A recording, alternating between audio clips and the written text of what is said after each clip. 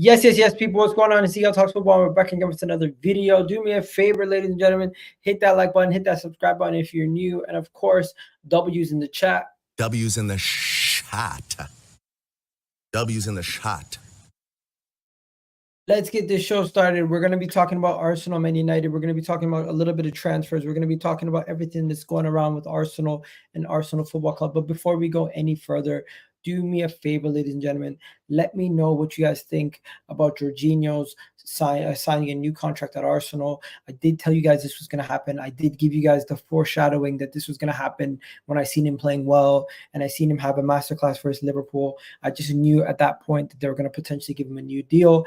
And now it has been officially announced. Today, Arsenal announced it. And we're going to just, before we get into all the news about everything else, Dayo, how you doing? I am doing good, my man. I am doing good. Can't complain. Can't complain. Love to hear it. Now, there's a lot going on with the what do you call it? The awards, the Premier League awards going around, but everything else. But before we go into the Premier League awards and everything else, we need Man City to drop points, bro. We need Man City to drop points. We just need to win our games. What I would do for this scoreline, bro. Come on, bro. You see this image? Wouldn't you love this? No. See, hear me out, Igal. But that's what I'm saying. The only way they drop points is that if we also keep winning. That's what gives them pressure. Oh, but they play before us. I know this is the first they play before us this week, and I agree. But I'm saying they play before us. We go ahead, we win. We put more pressure on them.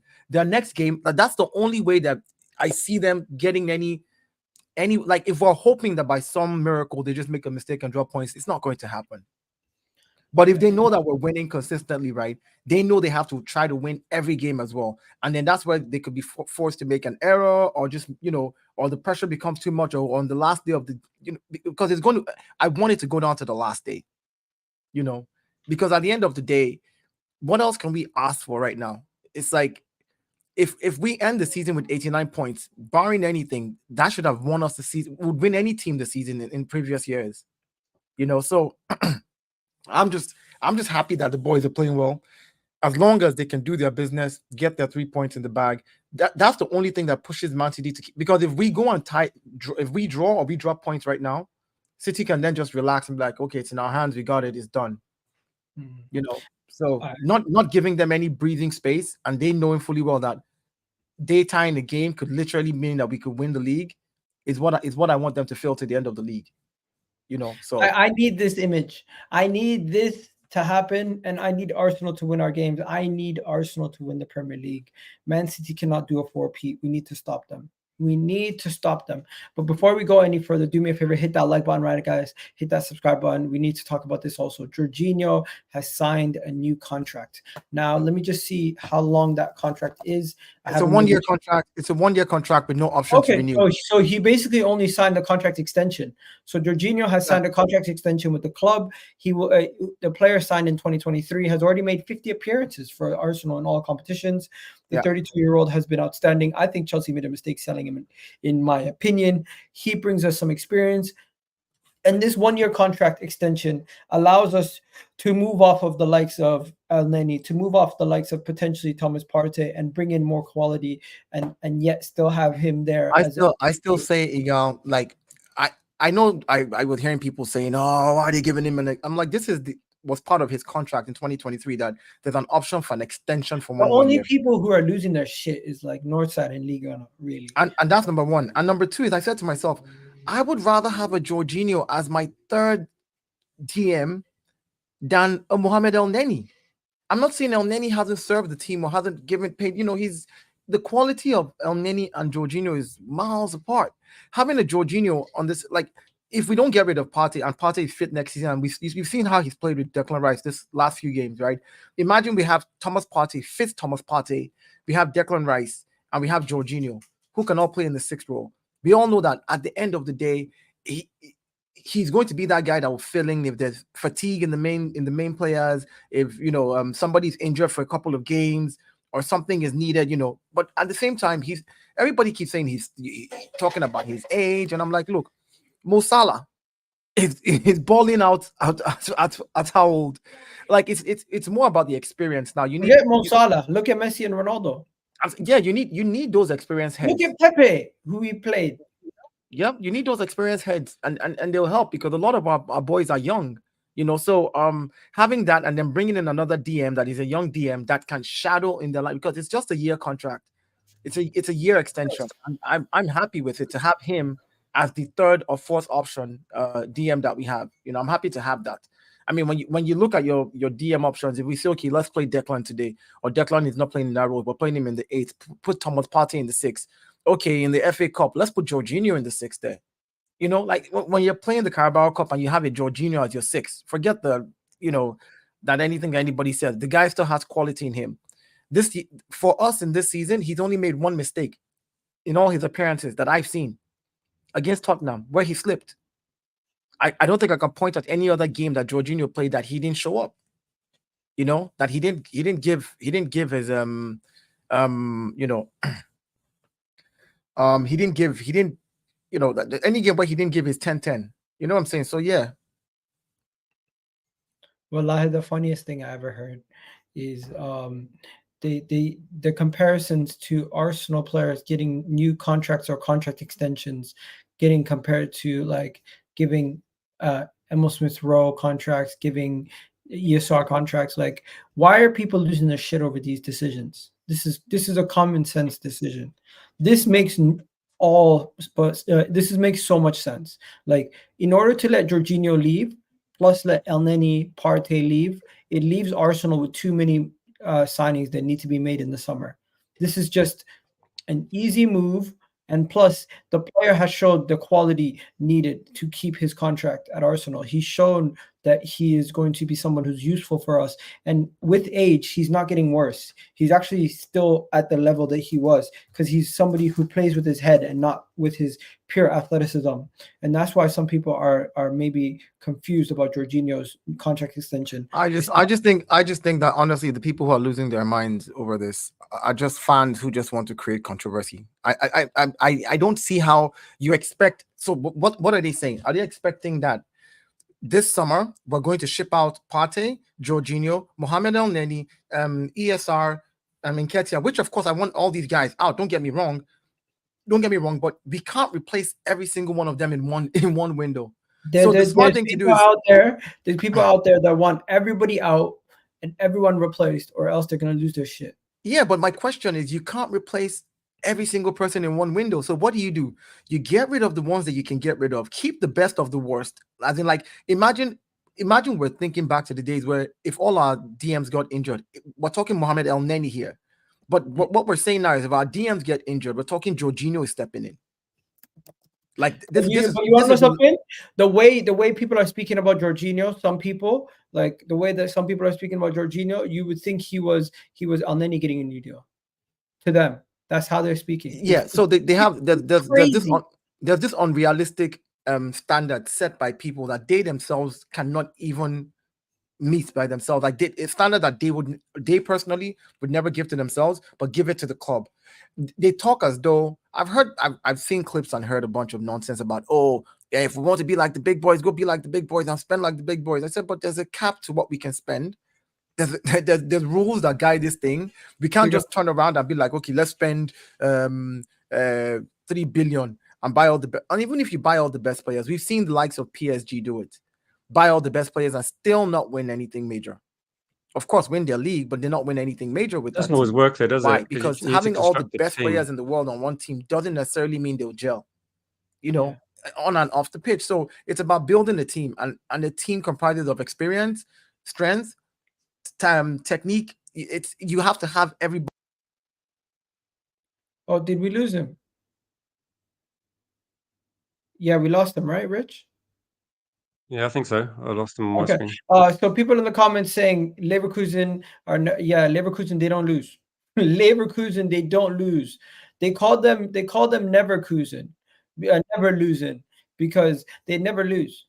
They never lose. Leverkusen are now called never losing because they never lose. Champions, Ole, ole, ole. Yeah, Leicester are back up. Big up. Leicester are back up in the Premier League. Nice to see. People saying, is Jorginho going to get a new? Jorginho's not getting a pay rise. Jorginho's getting There a was new no increase there was no increase in wages. He only just so basically his 1 year contract that he came in on in 2023 had a 1 year extension, an option for an extension. That's what they triggered. They triggered the 1 year. Yeah, they triggered the 1 year extension. It's not like his contract was over and then we then gave him a fresh new 1 year contract. No, basically he had an extension clause there, and we triggered the extension clause. Facts. And I don't want to spend too much time on this because there's going to be people who are going to lose their shit. Yeah, we know Lee and Northside, they're going to be pissed off, but that's their thing. Let them be pissed off. At the end of the day, the decisions that we've been making have been good, and they think they know better than Arteta. It's ridiculous. I don't think they know any. They're no better. They're no better than me as a fan when it comes to their opinions. So they can't really just say, oh, this is a stupid mistake. No, it's not a mistake. Giving our Jorginho a contract does not hamper us or weaken us. It strengthens us for next season. But yeah, Leverkusen are the Minnesota Timberwolves of basketball. No, don't do that. Don't do that. Minnesota is going to win the championship. Leverkusen are good, but let's not do that. Oh, we lost Deo again. Shit. Never losing. Yeah, never losing. That's what they're going to call them. But yo, Rich, we got to talk. We got to talk about Man United. We got to talk about everything going on with this video, with what's going on Sunday. It's going to be a big matchup. I'm going to ask you who you think your team's going to play and everything else around that. But before we go any further, people in the chat, do me a favor. Rich's got his own channel. 1 second. Let me just make sure I put your channel link in the description. So it's Rich Sports. Yeah, Rich Sports. You guys got to go check out Rich Sports. He's almost on 1,000 subs. So we're going to try to get him to 1,000 subs very soon, hopefully. Yeah, let's try to get Rich Sports to 1,000 subs very soon. I'm going to put the link to his channel in the chat. So you guys can try to go over there whenever you get a chance. And in the meanwhile, I'm going to put the link in the description also for Rich Sports. But yeah, Rich, how you doing, man? How you feeling? How's Man United got you? You sad? Yeah, they said about. I think the Crystal Palace game might have been a new low, because might have been. It definitely was. Because we've had heavy defeats, and there's been a crazy number of heavy defeats the last couple of years, and I've lost track of all the ones. But you can make excuses at the very start of last season because there were mistakes. But this season, you have the defeats against Manchester City, say last season 6-3, 7-0. So although we won a League Cup, and we were talking about this on my channel earlier, we won a League Cup, and a lot of people looked at it and went, oh, we've won a trophy, first trophy in so many years. Look at the quality of the football, though. The wins were scrappy, hard-fought wins. We were getting lots of 1-0s. Our goal difference hovers around 0. When we lose badly. And this season, I'm struggling to think of more than 2 games where we've actually played quite well. And some of those are I don't count games against Newport County, Wigan, because we were pretty poor in those games. And I'm just, I don't know why there seems to be a problem with sacking the manager. And I get that, we don't want to replace the manager every single year. But this time, it feels a bit different because of the new investment. Someone's coming in, putting in $1.25 billion into Manchester United. They're going to be making decisions. They're going to put a lot more people behind the scenes. You can see people leaving Newcastle to come to us behind the scenes. They must be looking at Ten Hag, and I'm a fan looking at Ten Hag, just thinking, what the hell is this crap on the pitch? Yeah, and it doesn't matter which team. You can argue about the players, but we've played so many different combinations over 2 years, different defensive combinations, different people in midfield, and the gaps are the same. The lack of ability to adapt to a game situation when things start changing against you is pathetic. I've never seen a Manchester United finish games weaker than they start them, and I'm seeing that week in, week out. We used to make changes and try and dominate teams, and would actually usually be pushing towards the end of the match to actually try and get something out of the game or to try and win the game. Now we seem to be holding on against every single team we've played, Crystal Palace, Fulham, Bournemouth. I'm actually running out of bad examples, trying to think of positives. You must have watched this, Gal, and just thought, what the hell is going on? Yeah, sometimes you watch things and you just say to yourself, like, this team is a shell of their former self. And you guys are a perfect example of that. A team that's fallen so far that you can't even recognize the level of quality in the squad, the management, and just the level of recruitment you guys make. You guys are settling for second best, third best at times when it comes to what you want for your team, and it's not a recipe for success at all. It's not. But you can see it being a downward spiral, because if I was a football player making the decision, and I made this point to people, when people say, let's buy this player, they'll be looking at other options. If you want to buy a football player, they'll be looking around the league and going, if they're good enough, they'll have options to go to Arsenal, City, Liverpool. Apart from us, you've got Real Madrid, other teams in Europe. We've dropped so far down the pecking order. The only thing positive I've got is that people behind the scenes that we tried to get a couple of years ago and ended up going to Newcastle, they're actually looking at us now as a more serious club. So director of football wants to come here. We've got other scouts that are actually looking at Manchester United as a sensible place to go and work. Once that happens and we get a credible, I don't know if Ten Hag's regarded as credible. At the moment, I would say probably not, looking at what's going on the No. pitch. If I was a football player, I certainly wouldn't be looking at Manchester United as a good place to go and play. Facts. No, that's true. But you continue. Yeah, the only incentive seems to be looking at our transfer policy. I think Indiana might have made a point similar a couple of years ago. We're just signing people that don't fit Manchester United.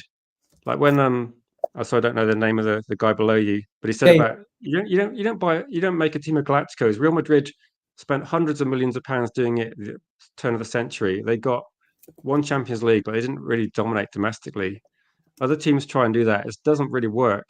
You need to buy the players you actually need as part of the team. Arsenal did really good business last couple of years.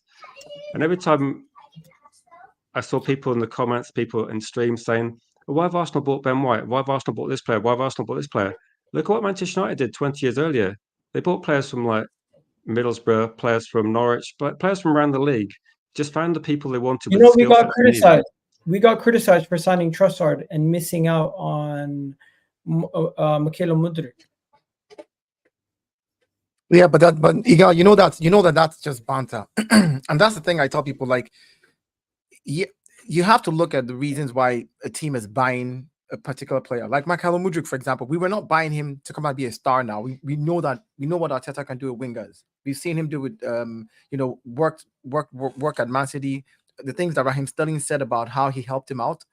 We've seen him do it with Bukayo Saka. We've seen him do it with Martinelli. So we know that, okay, with wingers, yeah, which is great, but all that talk, like people criticizing us for getting Trossard or Trossard choosing Chelsea over Arsenal, is banter talk. It's banter. If you look at the football itself and you're looking for pieces that fit, what Mikel and Edu have done in the last couple of years, just like Rich said right now, has just been some of these players. I personally am like, I don't know you that well, and I don't really know what you bring to the team.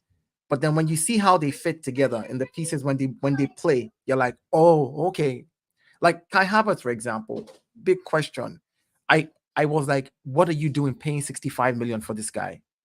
Like, what's his role going to be? But there's something that they saw. There's a way they figured that they were going to use him, and it's panned out. It's worked out. So it's more about a team now than just getting a bunch of superstar players together and hoping that because they're all superstars, they're all going to be able to figure it out and gel. And I think that if you buy smart and you build a formidable young team that you can grow with and can become stronger and stronger and stronger, and you buy the right pieces of experience and add them to that, you can go on to win a lot. And I think that that's where we're at with our build. And I'm just waiting for the trophies now, because we now look like a team that can go on to win trophies.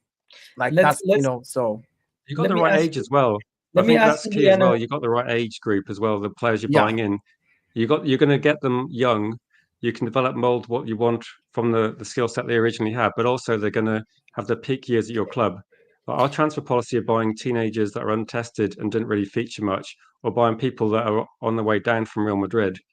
There's a reason why Real Madrid let players go. It's not because they're going to be fantastic players in the next 5 years. You know what? It's a fair shout. But before we go any further, guys, do me a favor, hit that like button if you're watching on YouTube. Let me know what you guys think about the Man United Arsenal game.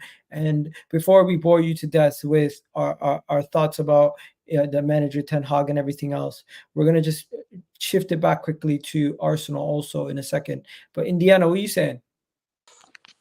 Firstly, can you hear me properly? Yes, we can hear you loud and clear, bro. Good, man. Good. Are you gonna be able to come on camera? No, man. I'm ready to get into bed. I was like, No worries. You just want to call in and say what up. Give me your thoughts on the game, bro. on the game, man. I think the point's been made. Like I called it the start of the season, and people keep talking about the coaching, like the coaches don't know they know exactly what they're doing. You're talking about people who are professional in a sport, in elite football. The things that happen at Manchester United aren't down to the poor coaching. They're down to poor decisions, the poor game plan, the direction. So when you talk about that gap in midfield that there's all the time, it's a byproduct of how the manager wants to play. He knows this. He sees it. He watches it more than we do. It's there. So actually, it's not the manager making mistakes. He's not making a mistake in his eyes. He's doing exactly what he wants to do. And those flaws that we see on the pitch are a byproduct of the way he's asking those players to play. The issue with Ten Hag is that he asked players to do things they're not capable of executing. And the point was just made about balance in a football team, profiles. I had this out with Liverpool fans on the terrace when they signed Jota, because he was perfect for them. I said he's going to fly for them. He did. I questioned players for Man United all the time. Like, why did we buy Donny van de Beek? Makes no sense. You look at Arsenal fans, you know this, guy. I had to convince so many Arsenal fans about Jorginho. I said, no, this is the sort of guy, because his profile was so different in the way he plays football, that can get you over the line in certain games.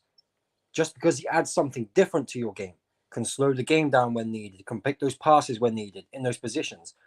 And I think Arteta has been really good at getting the right profiles, but also different profiles, which allows you to adapt in games. Whereas Ten Hag just forces it no matter who he's got. It doesn't matter whether it's Eriksen, Mainu, Casemiro, Scott McTominay. He asks them all to do the same job. But that's not how football works. For some reason, people think you get a load of footballers and then you coach them. What does that mean? You can't turn players into something they're not. You can't make Scott McTominay Zinedine Zidane. It's not going to happen. That's not what coaching is. You have to buy the right players and the right profiles. And that's exactly what... Do you remember, again, when we were talking about Arteta and everyone was like, Arteta out, what have you? Yeah. And we were speaking about, actually, the recruitment's really good. All the Arsenal fans were like, nah, I don't want Ben White. I don't want this guy. I don't want that guy. But the profiles they were buying, they fit. They didn't care. Yeah. No, but that's how football works. And what's happened is we've improved. That Manchester United and Arsenal fans have both gone from having elite teams with superstars, Thierry Henry's, Wayne Rooney's, Ronaldo's, Fabregas's, but we're not there. We haven't been there. So you have to build up from that, and then those superstars are created, right? And Man United and Arsenal, they've both gone out and gone, okay, well, Arsenal have done it at times as well, but Man United especially, they've gone out and gone, okay, we need this big name player that will lift us. But football doesn't work like that. And where Arsenal right now is they are two-thirds, three-quarters of the way into being a top team. And what I talk about a top team is, or a great team, is not a team who wins titles, but a team who defends them, right? Not only capable of winning a title, but being able to defend it the next season. And I think in 2 transfer windows, you'll be there. I think if everything goes in the same path has been going right now, and you continue to build, that's where you'll be. Manchester United are bottom of the barrel right now. What happens in this game? It can go one or two ways, can't it? I think, I'll be honest with you, that's up to Arsenal. That is up to Arsenal. All right. So Indiana, give me your score prediction before you jump off, because I'm just going to keep the stream with the 3 of us for the rest of the stream. I just wanted to know your thoughts quickly before we move on. It can go. Listen, it could be a draw. It could be a draw. No. You got Thomas the Tank Engine behind you, making a bunch of noise. No, listen, it could be a draw, but if Arsenal were serious and they've got it in them to get themselves over the line, It has to be 3 or 4. Has to be. All right. Big up Indiana, man. I really do appreciate you jumping on. I haven't spoken to you in a long time, so I love the fact that you jumped on. I appreciate it, bro. I'll speak to you soon, hopefully. And yeah, let's now talk about that record. That Man United's record. Man United's record, the record that we have at Old Trafford, guys. It's bad. Oh yeah. Look, I hear a lot all day today. I've been hearing people say Arsenal is going to go there and smash them. I say we're going to go there and win, but it's not going to be an easy win. Yeah, I understand that United are not, I understand United are right now are in poor form, right? But there's something about a rivalry and there's something about Old Trafford, Arsenal United, that always makes it a difficult place to go to win. Do you see us winning over there? I see us winning, but it's going to be one of those tough wins. It's going to be it's going to be one of those because I'm trying to find the right words to explain how difficult a final this is for us. After this game, we have one more game to play. The pressure, the location, the fact that it is Manchester United, Arsenal. Let's take the players out of just the clubs. The fact that it is Manchester United and Arsenal going head to head, second to the last game of the season, it's not going to be an easy win. It's not going to be an easy win. I see us getting the win, but it's not going to be easy, man. Everybody's saying smash 3-0, 4-0. We're all just doing recency bias because of what we've seen, what happened with Crystal Palace and United, and because of how badly they've been playing. But we also have to put into context a lot of the other things that played into Crystal Palace and United don't really have a rival. This is the first time that Crystal Palace has beat United 2 legs away. The first time. But you know something, right, bro? So this scares me though.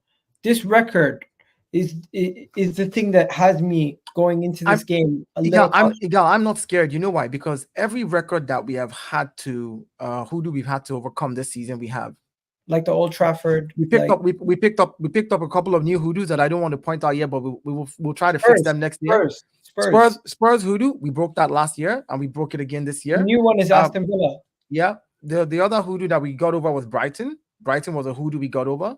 Going to the Etihad and at least not losing because we've never drawn at the Etihad ever was another hoodoo that we at least put something in place there. All these stopgap measures tell me that the team has the mentality and the capacity to go there and know that this is also something that they have to fight for. So I'm a lot more confident because we're playing better football, number one. Number two, our mentality is strong. And we showed it in all the different hoodoos we've overcome this season. So that's why I said we're going to win, but it's not going to be an easy win. I'm just going to say this. Rich, you look at this. Does this give you confidence that Man United won't lose to Arsenal? Not particularly, because it's the past, isn't it? And looking at this, a lot of these years from 2007-8 through to a lot of the bottom line there, we had a very good team. I think last year 3-1 was quite flattering because I think Arsenal were the better team for a lot of that match. I think that changed on a couple of decisions I think you changed midfield a little bit. A lot of counter-attacking goals in that. I think balance of play, we haven't been great against you the last couple of years. So I don't think this has any relevance. The only thing that might be an issue is you are getting close to the finish line now. And this is a team that it's 20 years since you won the title. You're 2 games away from, if City drop points. It is a pressure thing. And I've seen a lot of title races in the past where teams can have a little wobble. I mean, Manchester United, the crowd are going to be up for it because it's Arsenal. It's going to be a difficult game. If you score early, it could be quite messy. But it's one of those ones. If the game's tight, and Manchester United, we've seen this season, we've been dreadful against teams that normally we'd expect us to have no problem with.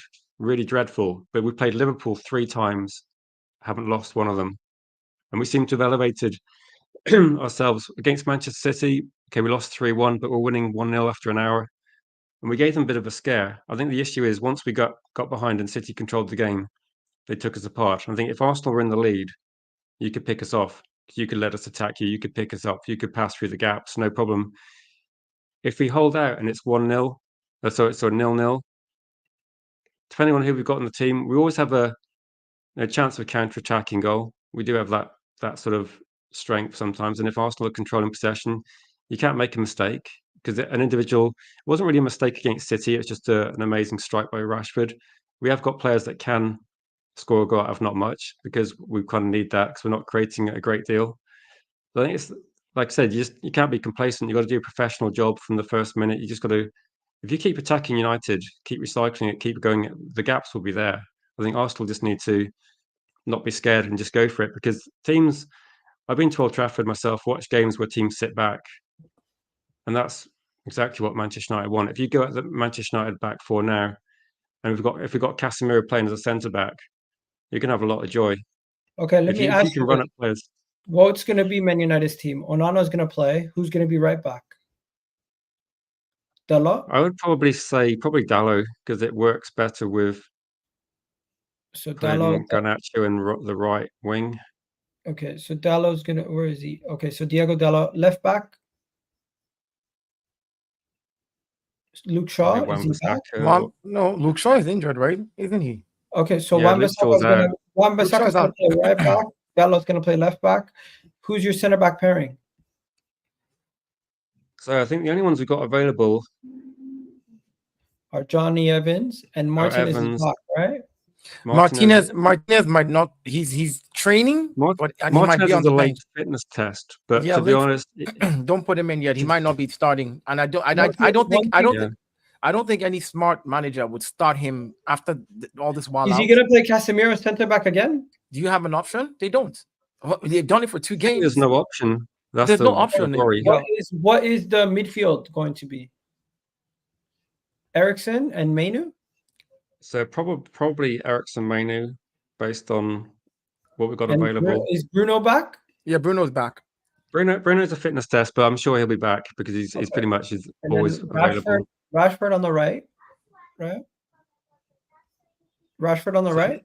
He's a doubt, so I'm not 100% sure. But apparently he's back in training, so Rashford on the left. Okay, but he'd be our only option as an out, so we'd have to have him there. Who's on the left? Who's on the right? Who's on the right? Garnacho. Garnacho. Okay, Garnacho on the right. I'm not gonna lie to you. I don't really see that much cutting edge from your team, so it's like I'm not too concerned. And then up top is going to be, of course, Rasmus Højlund, right? Yeah, correct. Yeah. So this is your 11. Yeah, it has to be. It's what they've got now. It's like here's the thing. When people, I know United have been poor this season and they've been really bad, but they've also, I mean, everybody has injuries. It's not an excuse. But then coupled with the injuries, there's not a lot of options for United to play people. Seven defenders injured. 7. You gotta think about that. If we had 7 defenders injured, just think about it. Let's say we had Saliba, Gabriel, White. Like, listen to this. All injured when Timber was injured at the same time throughout the whole season. Literally. I'm not making excuses for them. I'm just saying the fact that they were poor and then they also have those type of injuries makes it even easier for them to be poorer than they normally would have been. And the fact that they stayed at the position they were on the table for that long, with how poor they were playing and all the stuff they were dealing with, the poor coaching, the players not playing 110% on the pitch, still says volumes. So I'm not going into this game thinking that, oh yeah, I'm not worried. Let's not just upset the football gods and say, oh, I'm not worried. Let me show you the team. We go there, we beat them 2-0, we walk away, we go back and wait for Everton. That's all I ask. That's all I'm asking. So that was the United team. This is going to be the Arsenal team now. So the Arsenal team is going to be Ramsdale in goal. No, Raya. You tricked me for a second. Ben White, Saliba center back. Where is Saliba? So we're gonna put Gabriel. We're gonna put Saliba. Where's Saliba? Where is Saliba? Saliba's in. Gabriel is in. Left back, I'm gonna go Tomiyasu. Tomiyasu, where is he? Tomiyasu. Center back pairing, I'm gonna keep it the same. So I'm gonna go Odegaard here. I'm gonna go Partey there, and I'm gonna go Rice. Where's Rice at? Rice, baby. I think the team picks itself pretty much, and then Trossard on the left. Trossard has been the unsung hero in my opinion. No debate. I was thinking that a lot of people keep talking about, say, Rice, Odegaard. Trossard's been really fantastic for you guys this season. Trossard, all our forwards have been amazing except Martinelli this season, and for some reason it's a drop off. But I think Jesus has been poor also. No, okay, Jesus and Martinelli, but I'm saying like everybody, like from Odegaard to Trossard to even Rice, to Havertz, you know, they've been brilliant. I think we have the last game we played, all 10 outfield players had a shot on goal. All 10 Arsenal players had a shot on goal. Like that's insane. Yeah. Like when your defenders are getting a shot on goal. Saliba had a shot on goal. Gabriel had a shot on goal. Like everybody had a shot on goal. White had a shot on goal. You know. So yeah, I'm just like this. The team picks itself, and I think between Trossard, Havertz, Saka, Rice, they all have double-digit GAs. So between them, we definitely will get goals. My thing is just we have to be pragmatic. It's still Old Trafford. I know everybody might want to say, oh, the team that they have now is not a good team. Yeah, the coach is this and that. Yeah, I hear all of that. But that ground is still Old Trafford. The ground is still like people need to get it straight. Like we are finally turning the Emirates to a place where people can come and be afraid to now. And in a few years, people will talk about it and be like, oh, the Emirates is the Emirates. Like, don't go there and think that, you know, hey, even in bad form, it's still Old Trafford. All I'm saying is we be pragmatic. We have a better looking squad right now. We have a better squad playing very well.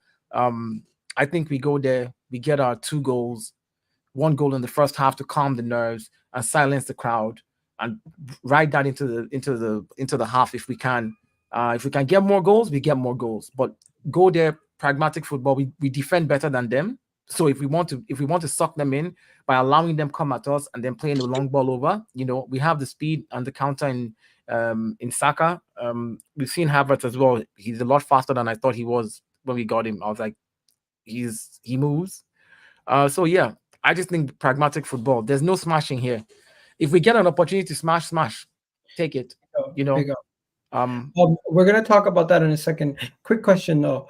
Everyone does these combined 11s. Is there a point of doing a combined 11 this year? Be honest. I actually thought that when you're going to combine a goal, I was thinking we did a combined 11 last year, and I thought, based on the current form, I don't know. Is there even a point? Like, what's the difference in quality is so crazy that if we did a combined 11 between Arsenal and Manchester United, how many Manchester United players even get in? Genuine question. Everyone in the chat, let me know. Do any Man United players get into an Arsenal combined 11? If everybody's fit, there's a couple you could put in. It depends on what you want to do. I think Martinez is obviously a great player. Mainu's just too young. I think just too young to. He's a potential for the future.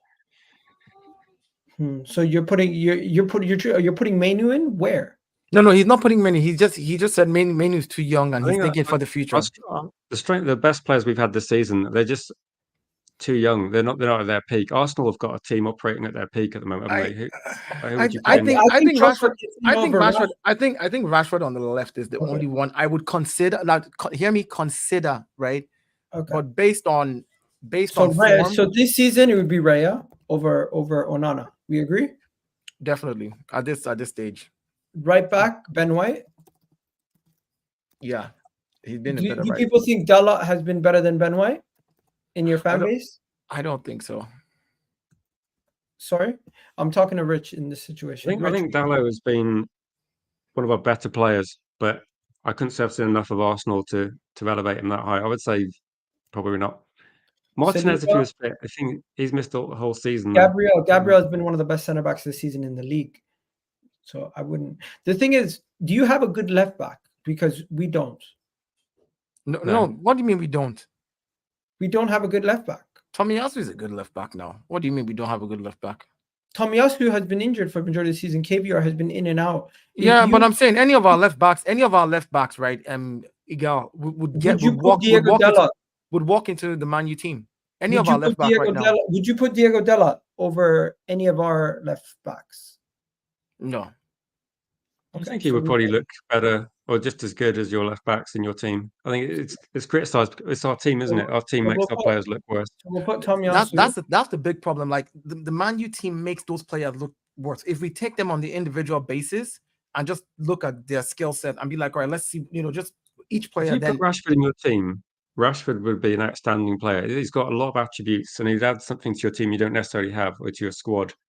But I think the way we're playing him, we've got to have an outlet, so he's sat on midfield, and people complain he doesn't track, like he's not tracking back. But you need to have an outlet. You can't have all your attacking players trying to defend. So Rashford gets a lot of stick because the team's playing poorly. But he got 30 plus goals last season. Quality wise, he would definitely be in a combined 11. But our team's just not helping him at all. So okay, now I've just changed the website because I felt like that website was not that good. Let's go now. So this is one of my favorite websites. So this is a difficult thing to do, but do you see any United players in your midfield? I don't think any of them deserve to be in there. It's a weakness, though, isn't it?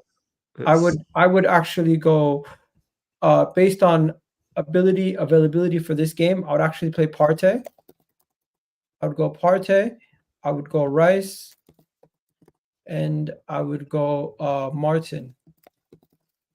Odegaard in that. So that would be my midfield. So far it would be all Arsenal. Do you guys disagree? Hello? Deo, you're on mute. Sorry, I said so far I can't disagree with this. Tomiyasu Dalot, I'm looking at Dalot, and then I'm basically just isolating him in my head and looking at all the games. Like that's all I'm doing, right? That's why I was sitting back and looking at his play. The team just makes him look bad. Like if you take him alone and just yank him out of there, you can make an argument for him versus Tomiyasu, but the team just makes him look so bad.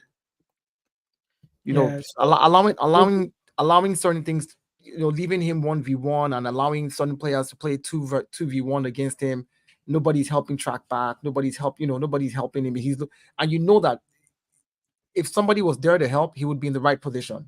You know he can do it, but right now, where do you go when you're 2v1? Yeah. I'm trying to make a case for him, but I can't seem to find one. Rich, what are you saying? Midfield's fine? And based on availability, Partey, but I would say we're looking at this. Well, availability because of the game this weekend. Okay, fine. Yeah, I'd say Partey, but I would have made a shout for Jorginho in that midfield, based off of the season. If we're doing a combined for the season. Yeah, so Saka's in. Does Rasmus Højlund get in over Havertz? Rich? I think it's a stretch. To be honest, I think Højlund had a good run, didn't he, where he got 5-6 goals. 6 goals in 6 games in a row he scored. But he's been way off the pace last month.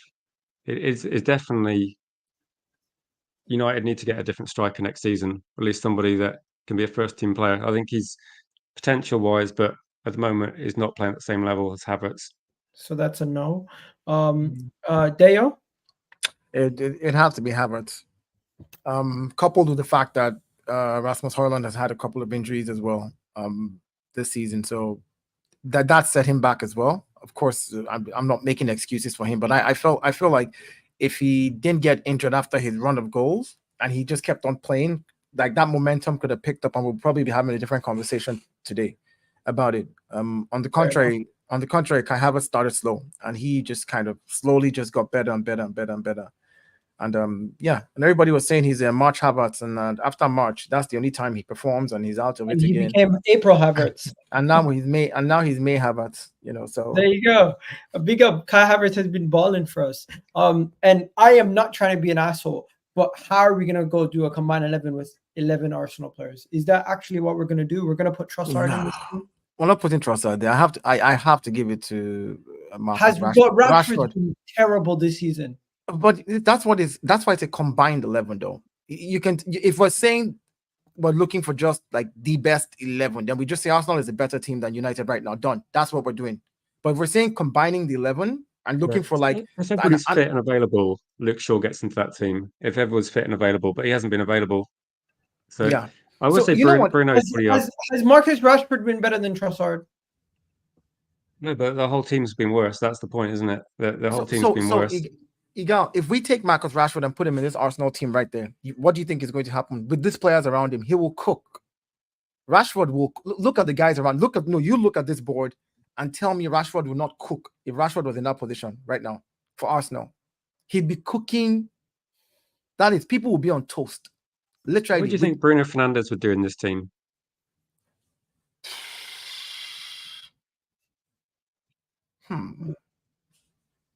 Because we have to make it fun. If we're Bruno going to do doesn't get into this team. I know, but because... Igal, let me ask you a question. Sorry, is this based on availability and fitness, or is it just general, the entire squad combined 11? Because if we do general squad, entire squad, whether fit or not, availability, fitness, and performances this season.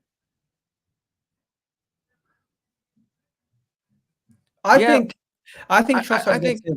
I think no, but then this is not a combined 11. This is just which team is better, and it's Arsenal. There's no point. Everybody knows that. If you're going to do a combined, you have to pick the best performing players in Man U and pick some and look at some of the worst performing players in Arsenal. Even if those players are performing better. This is Arsenal's best 11. Does any Manchester United player get into this 11? On current form, no. But if you wanted to make it a combined, you'd have to pick, say, 3 players, Manchester United's best players this season. Probably Mainu, Bruno. You could say Garnacho or Dalot. Mainu over I think Dalot's got more chance. It's not over Partey, but Mainu over Partey. Mainu has played more games than Thomas Partey this season. Thomas Partey has played 2.5, 3 games at the most. 4 if we need to count the other game he played before he got injured. So if we're going to make a case that Thomas Partey has to be in the team as well, because if we're doing combined, I see a combined 11 as I pick the best players from my team and the best players from this team, and then I sacrifice so in my team, my 11, of course there are players in there that I'm like, these ones are the best, and there's a pecking order in my team. I pick my top best. I look at their team, even though our team is better than theirs, I pick their top best, and then I say in their pecking order of top best, what position am I willing to sacrifice for? It's a combined. It's just to see what it will look like, right? If we're looking for the team that is better, then we can just say, let's go team for team. And I think, of course, Arsenal beats Man U hands down. So I'm not saying mainly for Partey. I'm just saying if any good player on their side who has performed this season, for example, if we're looking at the left back position, we've had to chop and chop and chop. If it was Kiwior, if it wasn't Kiwior, it's Tomiyasu, so we can throw somebody else in left back from there. Statistically, he's up there, but performances, eye test, he's terrible. We can't count him being terrible. Yeah, but the whole Bruno team is has terrible. A strange role in the team, though. It makes him look worse as well, the way we're set up. All right. So if we're going to do a combined 11 and we're going to try to keep it fair, we're going to put Rashford in, we're going to put Bruno in, and I think that's as far as it gets. Those are 2 players I think that can contribute something here. I'm not saying that they're better. So here's the thing: I'm not saying Bruno is better than Partey. Don't get me wrong. I'm just saying he is the better player in Man U. Like, he's one of the better players in Man U right now. Like, okay, Bruno, so performing. Do you guys think this is fair, or do you think this is still disrespectful to Man United? I think left back, we've got to look at it. I don't know who they have, but you put Dalot in maybe. Well, that's about the only one. Okay, I don't think that whole left side being Man United players just doesn't sit right with me. Well, hey, that's why. Like, if every time I've done a combined 11, I don't do it based on who is better player for player. I pick the best players in that team, and I pick the best players in my team, and then I begin to slot in what roles I can sacrifice for the other team to have players in.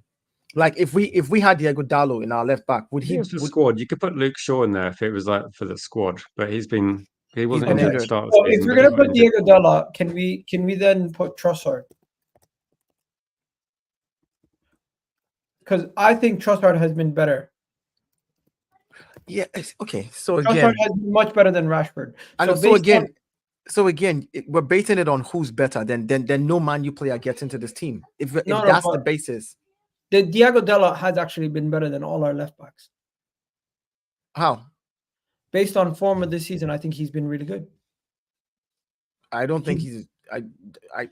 Okay, well, I guess I don't know, but because if we're looking at who's better, then nobody gets in. I don't think who's better should be the criteria. But if that's the criteria, then yeah, I guess Leandro Trossard over. If we're doing over, people are saying even Bruno and Rashford don't get in. Yeah, they don't. No, exactly. But then if you, like I said, to do a combined, you've got to make a bit of a compromise and say, like, these have been three of Manchester United's better players.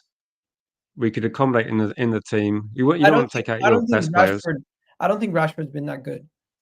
No, I don't think he's been that good. I think Manchester United's best players have probably been Mainu, Bruno, Dallo, and Garnacho. Yeah, and Garnacho doesn't get in over Saka. But Garnacho's not. I don't think he's good enough. Mainu doesn't get in over Rice, and I think if you had to pick between Mainu and Bruno, who are you picking? Bruno at the moment. Okay, so yeah, so Deo, are you happy with this team? Yeah, I mean, no. If you be honest, if you had to change it, what would you change?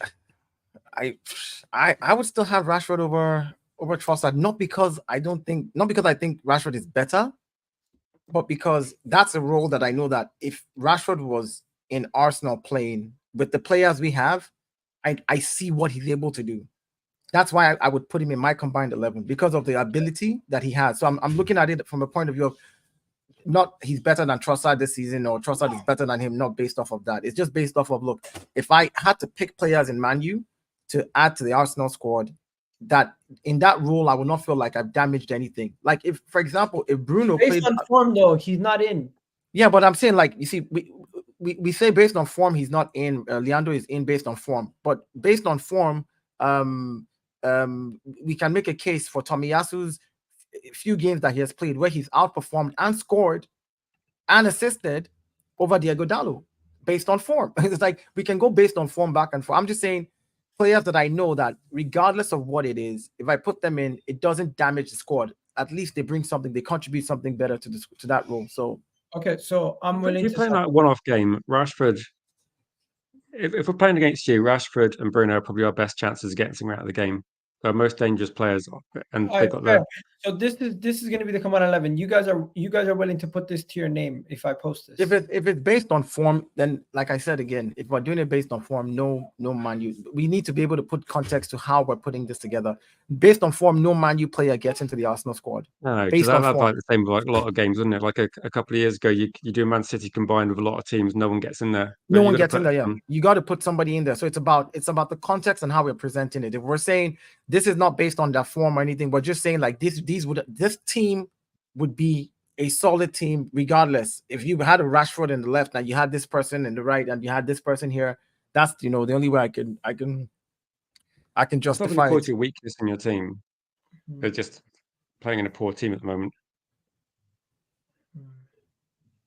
Okay, so yeah, we're gonna keep it moving now. Finally, you guys got a lot of injuries. Wow, a lot of injuries. Like when I say Man United have a lot of injuries, can I name them for you guys? Martial. No, yeah, I tried to find out earlier if I needed to come back. Martial, he's out until May. Bruno has a knock. Harry Maguire is out until the FA Cup potentially. Lisandro Martinez has a calf issue. He's doubtful. Luke Shaw is out until May. Rashford's out until late May. But they're saying he could be back for this game. Varane is doubtful, but he should be back. Scott McTominay is doubtful. He might not be there. Malacia, nobody has seen him in 6 months. Victor Lindelof out until May. It's May right now. He should be back soon. What do you mean nobody has seen Malacia? Like, where is he? Is he missing? I don't know where he has been. I've not seen him play football in well over. He got an injury and then he had an operation to fix it. And I think the operation went wrong. I don't know the details, but I'm guessing it's a long recovery now. So I don't think he's doing anything. He's played nothing this season. So it's next season for him. But I don't know what it is, but it sounds potentially quite serious. Yeah. So wow. Team news. It's just bad luck, I think. So I think we've expected him to come back. And then when Luke Shaw got injured, we've had no left back for about 2 or 3 months. Bro, they even loaned out for that what's that Tottenham guy? And you what's his name? What was his name? I know what you mean. Did he go to like Benfica or something? He went to Brentford. Oh, What's his name? Starts with a R. I forget. What are you talking about? The Tottenham Reguilon. left back, Reguilon.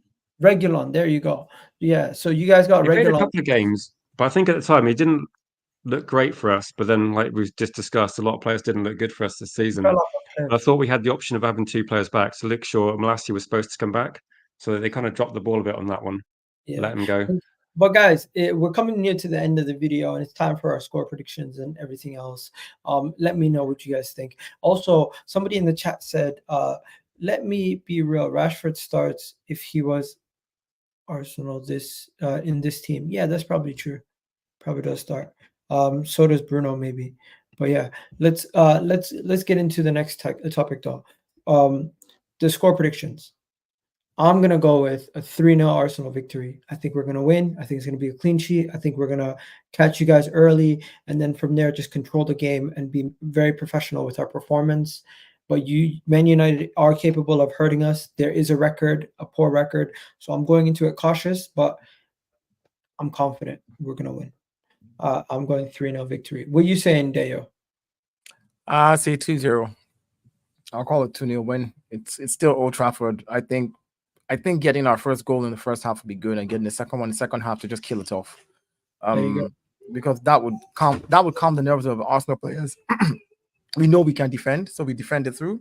Second half, get another goal. That would deflate the Man U players definitely, because now it's getting closer to crunch time. Time is about to run out, and we know we can defend. We defend, get our 3 points, and get out of there. I saw that I think the goal difference between us and Man City is 6 goals right now, and if we get a chance to be able to go and smash in 5 or 6, let's go do it. But I think 2-0 is where we're going to end it, and yeah, I predict a 2-0 win. All right, what are you saying, Rich? Final point. You're on mute. It depends on if we have Rashford in the team. I don't know if Rashford's actually going to play, and we do have some of these players come back. I think potentially we've got a chance as a goal threat.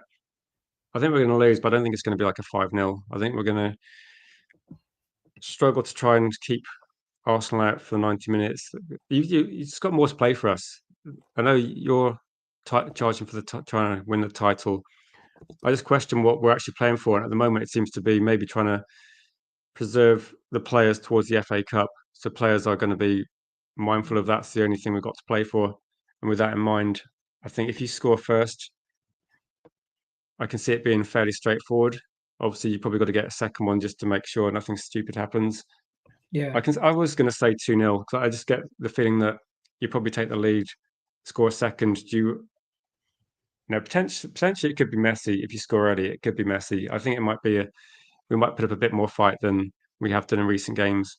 But I do worry that if you do score, sort of like the first 15, 20 minutes, we could be looking at. We've seen what's happened in the last couple of years with this team. It could be a bad one, but I think maybe 2-0 is more realistic. You just need to get the win, don't you? You just need to. I wouldn't worry too much about the goal difference. I think that gives you +8 over City with 2 games to go, if that's the case. If we score 3, that would give us plus 9. 8.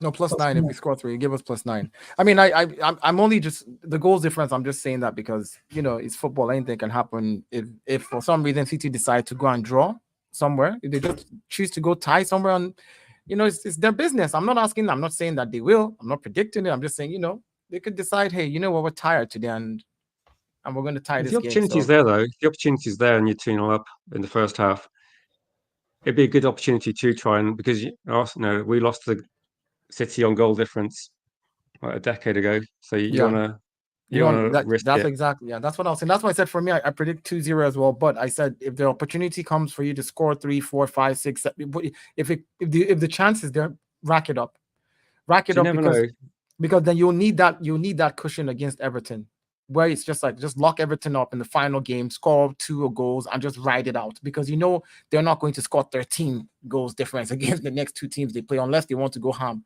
and score 7 against Tottenham.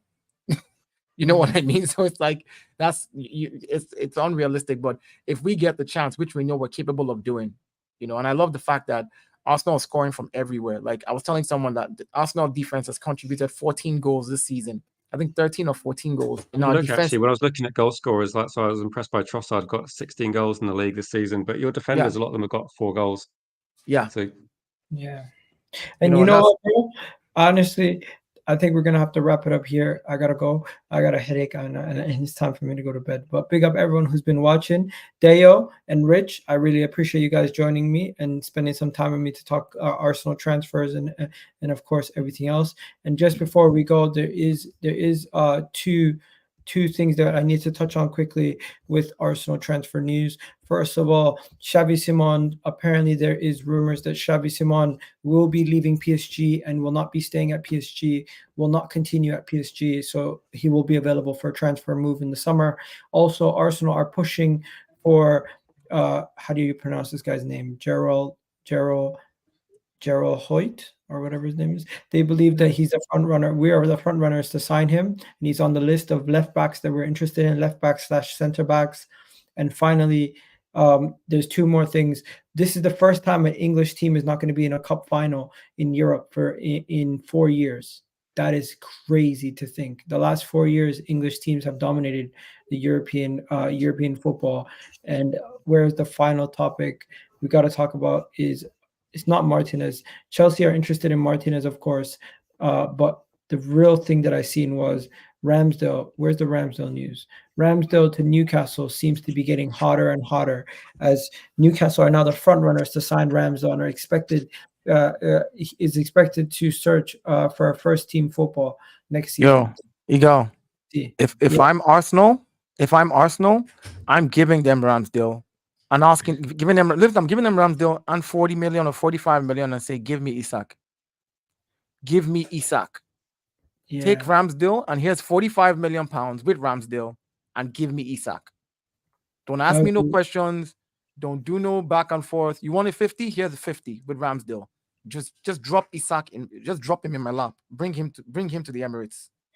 Hey, you never know. You never know how much they want the goalkeeper. They might not need him. They got Pope. Hey, I know, but if they really want him, man, if they really want him, they know what they need. Anyways, we're out of here, people. You guys have yourselves a good one. Big up Rich for joining me.